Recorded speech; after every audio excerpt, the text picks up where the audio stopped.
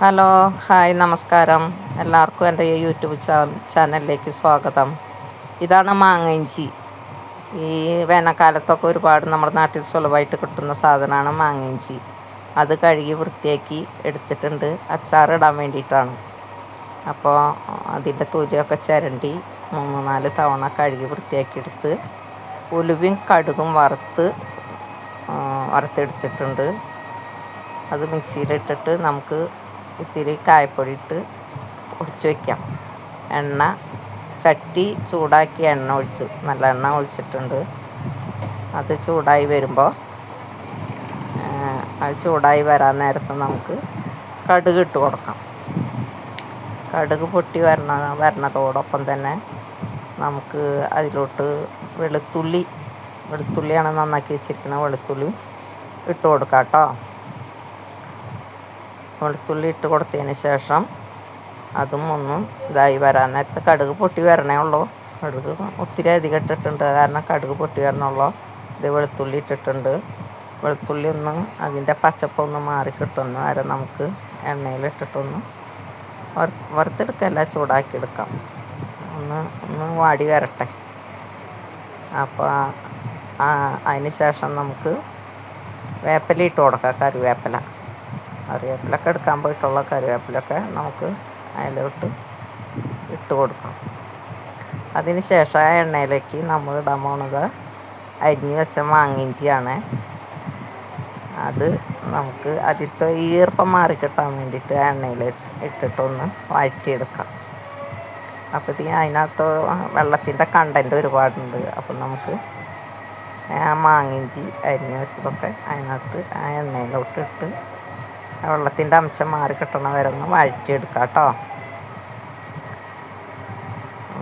ഒത്തിരി അധികം ഉണ്ടാക്കുന്നുണ്ട്. അപ്പോൾ അതങ്ങനെ എണ്ണയിലിട്ട് വഴറ്റിയെടുക്കാം. ഒരുപാട് മൊരിയൊന്നും വേണ്ട, വെള്ളത്തിൻ്റെ അംശം ഒന്ന് മാറി കിട്ടണ വരെ.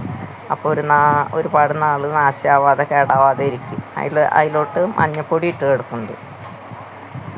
അപ്പം എല്ലാത്തിനും മഞ്ഞൾപ്പൊടി നല്ലതാണല്ലോ. വിഷാംശമൊക്കെ ഉള്ള സാധനങ്ങൾക്ക് നമ്മൾ മഞ്ഞൾപ്പൊടിയൊക്കെ ഇട്ട് കൊടുക്കണം, നല്ലത്. ഭൂമിയുടെ അടിയിൽ നിന്ന് കിട്ടണതാണ്. വിഷാംശമൊന്നും ഉണ്ടാവില്ല, വളമൊന്നുമില്ല. എന്നാലും അച്ചാറല്ല, കളറായിട്ട് ഇരുന്നോട്ടെ. അപ്പോൾ ഒരു നുള്ളു മഞ്ഞൾപ്പൊടി. ആ മഞ്ഞൾപ്പൊടിക്ക് ശേഷം നമ്മൾ മുളക് പൊടിയാണ് ഇട്ട് കൊടുത്തത്. അതിൽ കാശ്മീരി ചില്ലിയുണ്ട്, സാധാ എരിവുള്ള മുളക് പൊടിയുണ്ട്. അപ്പോൾ അതും ഇട്ട് കൊടുക്കണുണ്ട്. അതൊന്ന് കളറൊന്ന് പച്ചപ്പൊന്ന് മാറട്ടെ, പച്ചമണം. അപ്പം അതും ചെറുതായിട്ടൊന്ന് വഴറ്റി കൊടുത്ത് മുളകിൻ്റെ പച്ചമണം മാറണ വരെ ഒന്ന് വഴറ്റാം നമുക്ക്. വഴറ്റിയതിന് ശേഷം നമ്മൾ വിനാഗിരിയാണ് ഒഴിച്ച് കൊടുക്കണം. ഒഴിച്ച് കണ്ടില്ലല്ലോ, വിനാഗിരി ഒഴിച്ച് കൊടുത്തിരിക്കണം. അപ്പം ഇതിക്ക് മുന്നേ തിളപ്പിച്ച വെള്ളം കുറച്ച് ഒഴിച്ച് കൊടുത്തിട്ടുണ്ടായത്. അതാണ് വെള്ളത്തിൻ്റെ അംശം അത്രയും കാണണേ.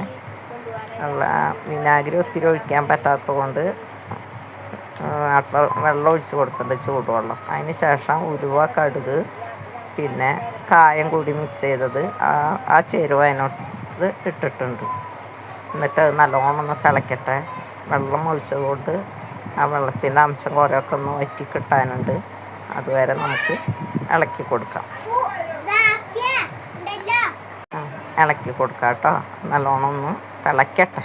നമുക്ക് കേട് കൂടാതെ സൂക്ഷിച്ച് വെക്കാനുള്ളത് കൊണ്ട് നല്ലപോലെ ആ വെള്ളത്തിൻ്റെ അംശമൊക്കെ ഒന്ന് തിളച്ച് വറ്റി വരുന്ന വരെ കാത്തിരിക്കാം.